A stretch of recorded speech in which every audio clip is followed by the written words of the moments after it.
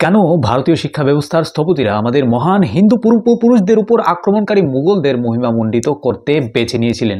যে মুঘলেরা হানাদার ও খুনি ছিলেন, এই ধরনের লোকেরা কোন দৃষ্টিকোণ থেকে কিভাবে মহান হতে পারে? ভারতের স্কুল কলেজে মুঘলদের প্রকৃত ইতিহাস কেন পড়ানো হয় না? আসুন আজ এই জটিল বিষয়টি নিয়ে একটু খোলামেলা কথা বলি। আমাদের কন্টেন্ট ভালো লাগলে চ্যানেলটিকে অবশ্যই সাবস্ক্রাইব করবেন, আর হ্যাঁ, পুরো ভিডিওটি দেখতে ভুলবেন না যেন। নমস্কার বন্ধুরা, আমাদের প্রিয় ভারতবর্ষ তার বৈচিত্র্য এবং সমৃদ্ধ সাংস্কৃতিক ঐতিহ্যের জন্য পরিচিত। এখানকার শিক্ষা ব্যবস্থা সর্বদাই উন্নয়ন ও পরিবর্তনের একটি সময়ের মধ্যে দিয়ে গেছে, কিন্তু সময়ে সময়ে মতাদর্শের সংঘাত এই ব্যবস্থার বিকাশকে বাধাগ্রস্ত করেছে।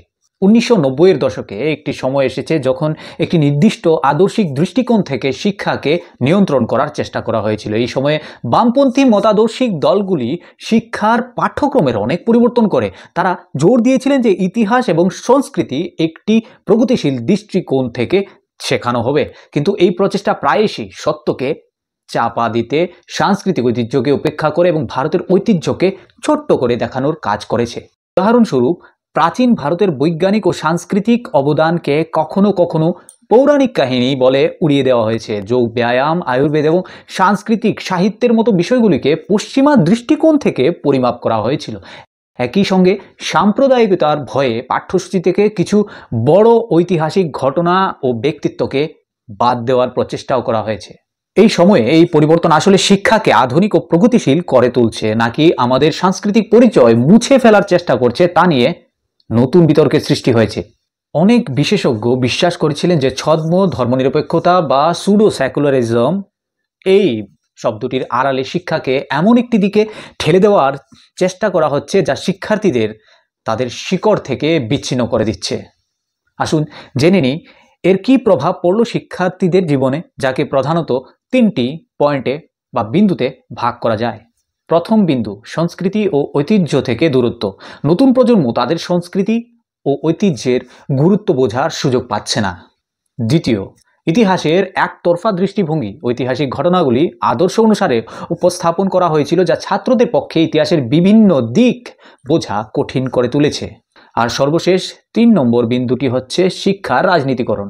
শিক্ষাকে আদর্শিক যুদ্ধ ক্ষেত্রে পরিণত করা হয়েছিল, যেখানে ছাত্রদের স্বার্থের চেয়ে রাজনৈতিক এজেন্ডাগুলি বেশি প্রাধান্য পেয়েছিল। ভারতের ইতিহাস হাজার হাজার বছরের সংস্কৃতি, ঐতিহ্য এবং কৃতিত্ব দ্বারা সমৃদ্ধ, কিন্তু আমরা যখন স্কুল কলেজে পড়ি তখন প্রায়ই মনে হয় আমাদের এই মহান ঐতিহ্যের একটাই দিক বের করা হয়েছে। এর একটি বড় কারণ হলো ভারতীয় ইতিহাস রচনা এবং পাঠ্যক্রম তৈরিতে দীর্ঘদিন ধরে বামপন্থী মতাদর্শের প্রাধান্য ছিল। ছদ্ম ধর্মনিরপেক্ষতা বা সুডো সেকুলারিজমের প্রভাব আমাদের ইতিহাসের বইগুলোতে স্পষ্টভাবে দৃশ্যমান।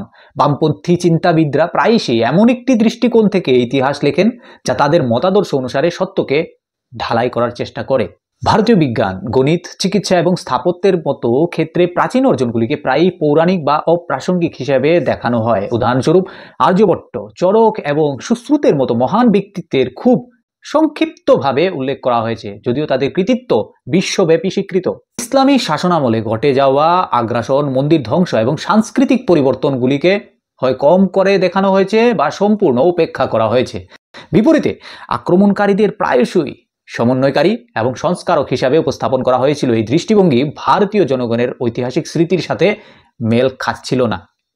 স্বাধীনতা সংগ্রামে শুধুমাত্র কয়েকজন নেতা ও মতাদর্শকেই অগ্রাধিকার দেওয়া হয়েছিল, যেখানে নেতাজি সুভাষচন্দ্র বসু, ভগৎ সিং এবং সাবরকার বা সূর্য সেনের মতো ব্যক্তিত্বদের অবদানকে তুলনামূলকভাবে কম গুরুত্ব দেওয়া হয়েছিল। ভারতীয় ধর্ম, যোগ, ব্যায়াম এবং ঐতিহ্যগুলিকে প্রায়ই ব্যাকওয়ার্ড বলে বরখাস্ত করা হয়। বিপরীতে পশ্চিমা মতাদর্শগুলিকে প্রোগ্রেসিভ হিসাবে উপস্থাপন করা হয়।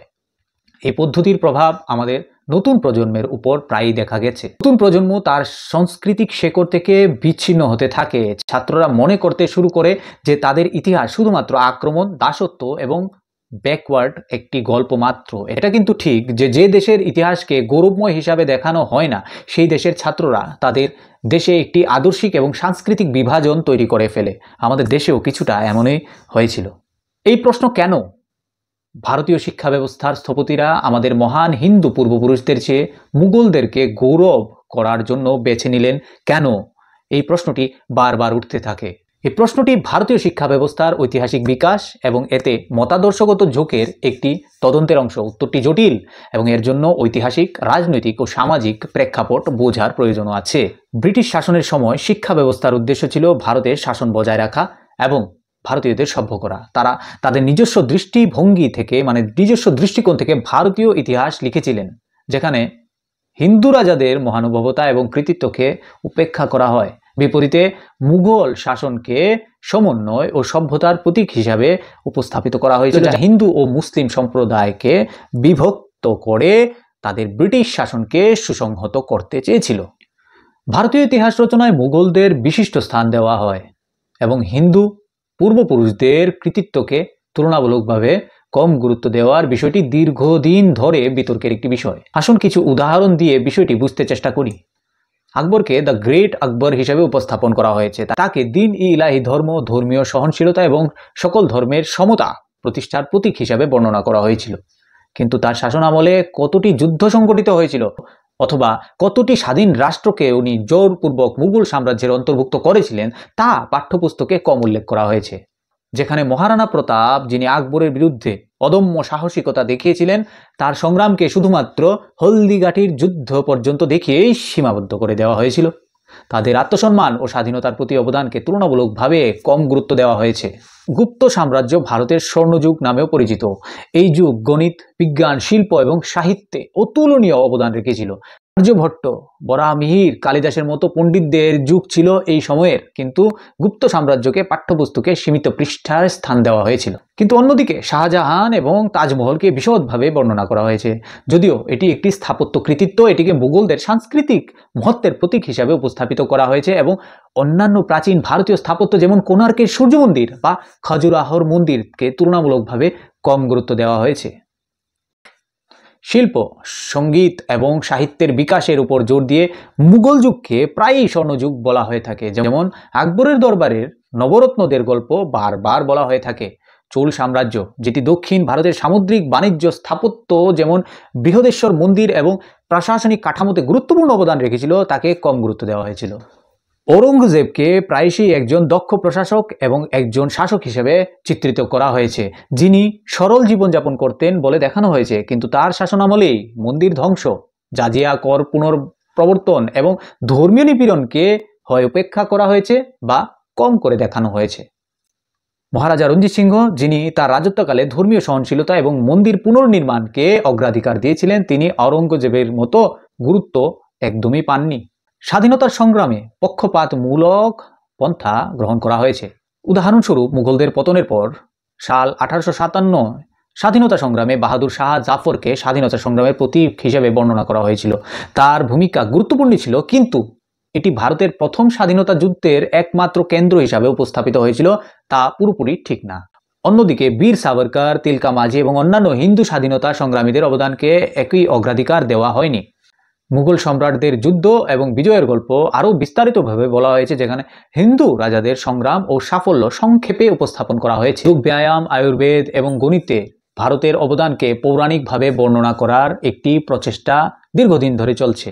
স্বাধীনতার পর ভারতীয় ইতিহাস রচনায় বামপন্থী মতাদর্শের প্রভাব বৃদ্ধি পায়। বামপন্থী ইতিহাসবিদরা ধর্মনিরপেক্ষতার নামে মুঘলদেরকে সহনশীল এবং প্রগতিশীল শাসক হিসেবে উপস্থাপন করেছেন, যেখানে প্রাচীন ও মধ্যযুগীয় হিন্দু রাজাদের মহত্বকে সীমিত করে দিয়েছেন। তারা বিশ্বাস করতেন যে মুঘল শাসন ভারতে গঙ্গা যমুনী তেহজিব সাংস্কৃতিক সমন্বয়বাদের প্রতীক এবং এটিকে আরও বেশি অগ্রাধিকার দেওয়া উচিত। ভারতের মতো বহু ধর্মীয় দেশে স্বাধীনতা পরবর্তী রাজনীতি সাম্প্রদায়িক উত্তেজনাকে কমাতে চেয়েছিল। এটি বিশ্বাস করা হয়েছিল যে মুঘলদের সহনশীল এবং মহৎ শাসক হিসাবে উপস্থাপন করা সাম্প্রদায়িক সম্প্রীতি বজায় রাখতে সহায়তা করবে। ফলস্বরূপ অনেক হিন্দু রাজার অবদানকে কম গুরুত্ব দেওয়া হয়েছিল। কোন ঘটনাগুলিকে বেশি প্রাধান্য দেওয়া উচিত তা নির্ধারণ করা কঠিন ছিল। বামপন্থী এবং ছদ্ম ধর্মনিরপেক্ষ ইতিহাসবিদরা মহান স্থাপত্য, রাজনৈতিক সমন্বয় এবং প্রশাসনিক সংস্কারের ভিত্তিতে মুঘলদের বেশি গুরুত্ব দিয়েছিলেন। বিপরীতে বিজ্ঞান, গণিত, যোগ এবং বৈদিক ঐতিহ্যর মতো হিন্দু রাজাদের অবদানকে উপেক্ষা করা হয়েছিল। যেমন চোল, গুপ্ত, মৌর্য এবং মিহির ভোজ, আহোম তাদের অবদানকে তুলনামূলক কম স্থান দেওয়া হয়েছিল। ঐতিহাসিক পাঠ্যক্রমের পেছনের কারণ ছিল ভারতীয় গ্রামীণ ও আঞ্চলিক ইতিহাসে তাদের রাজত্বের অনেক প্রমাণ লুকিয়ে ছিল, যা মূলধারার ইতিহাসের অন্তর্ভুক্ত করা হয়নি। বারবার অভিযোগ উঠেছে যে মৌলানা আজাদ এবং তার নেতৃত্বে কাজ করা শিক্ষা মন্ত্রণালয়, হিন্দু রাজা এবং পাঠ্যক্রমে তাদের অবদানকে স্বাধীন ভারতের প্রথম শিক্ষামন্ত্রী মৌলানা আবুল কালাম আজাদের নাম প্রায়ই ভারতীয় শিক্ষা ব্যবস্থা এবং ইতিহাস রচনার প্রেক্ষাপটে বলা হয়ে থাকে। যাই হোক, তিনি হিন্দু রাজাদেরকে পৃথকভাবে উপেক্ষা করে মুঘলদের মহিমান্বিত করেছেন তা বলা একটি জটিল এবং বিতর্কিত বিষয়। মৌলানা আবুল কালাম আজাদের অবদান ভারতীয় শিক্ষা ব্যবস্থার উন্নয়নে গুরুত্বপূর্ণ, কিন্তু তার নীতি ও দৃষ্টিভঙ্গি নিয়ে বিতর্ক আজও অব্যাহত রয়েছে। তার নীতির সমালোচনা ও সমর্থন উভয় দিকেই আছে। এটা বলা সঠিক হবে যে তার দৃষ্টি ও নীতি ছিল সে সময়ের রাজনৈতিক ও সামাজিক অবস্থার ফল। উনার সমালোচক বিশ্বাস করেন যে তিনি ইসলামী শাসকদের ইতিবাচক দিক তুলে ধরেছেন, কিন্তু মন্দির ধ্বংস এবং ধর্মীয় বৈষম্যের মতো বিতর্কিত কাজগুলিকে উপেক্ষা করেছিলেন। যদিও তার সমর্থকরা বলেছেন যে তিনি সাম্প্রদায়িক উত্তেজনা কমাতে এবং শিক্ষাকে সাম্প্রদায়িক রাজনীতি থেকে রক্ষা করার চেষ্টা করেছিলেন। মৌলানা আজাদের উপর ভারতীয় ভাষা, বিশেষ করে সংস্কৃত ও আঞ্চলিক ভাষাকে অবহেলা করার এবং উর্দু ও ফরাসিকে বেশি গুরুত্ব দেওয়ার অভিযোগ আনা হয়। তার নীতিগুলিকে মুসলিম শাসকদের ভাষা ও সাংস্কৃতিক প্রচার হিসাবে দেখা হয়েছিল। এটা নিয়ে তার সমর্থকরা যুক্তি দিয়েছিলেন যে তিনি সমস্ত ভাষায় ভারসাম্য বিকাশের চেষ্টা করেছিলেন।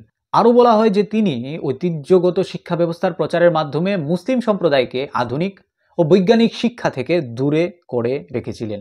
এ কারণে মুসলিম সম্প্রদায় মূলধারায় শিক্ষায় পিছিয়ে গিয়েছিল বলেও বলা হয়ে থাকে। তার সমর্থকরা বলেছেন তিনি মাদ্রাসাগুলোকে আধুনিক করার চেষ্টা করেছেন এবং ধর্মীয় শিক্ষার সঙ্গে আধুনিক বিষয়ের সমন্বয় করার চেষ্টাও করেছেন। তাহলে প্রশ্ন উঠেছে, এই দায়িত্বটা কি মৌলানা আজাদের উপর দেওয়া উচিত? এটা শুধু মৌলানা আজাদের দায়িত্ব ছিল বললে পুরোপুরি ঠিক হবে না। এর পেছনে অনেকগুলি কারণ কাজ করছিল। মৌলানা আজাদের সময় অনেক বামপন্থী ইতিহাসবিদ পাঠ্যক্রমে অবদান রেখেছিলেন। যাই হোক, এটি সম্ভবত কোনো এক ব্যক্তির সিদ্ধান্ত ছিল না, তবে সে সময়ের রাজনৈতিক ও আদর্শগত অগ্রাধিকারের অংশ ছিল।